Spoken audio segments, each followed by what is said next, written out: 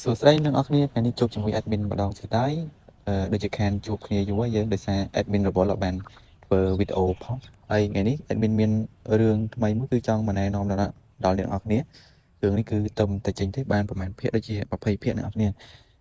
តែភាសាខ្មែររបស់យើងដូចជាតំបកបានតិចដែរអ្នកនរគ្នាអាចរកមើលនៅក្នុង Facebook បានតា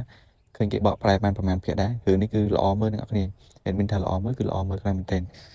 ហើយចំពោះចំណងជើងជាភាសាអង់គ្លេសនេះ Love and Ground អ្នកនរគ្នាអាចរកមើលនៅក្នុង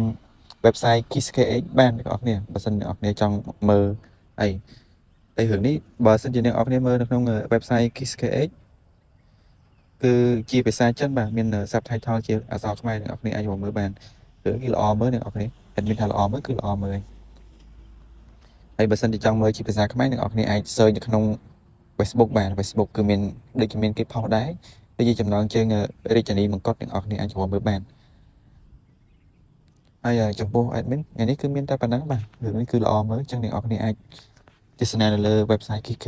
KissKH ក៏បានរកមើលនៅក្នុង Facebook ក៏បានដែរដូច admin បានរៀបរាប់អំបញ្ញមិញហ្នឹង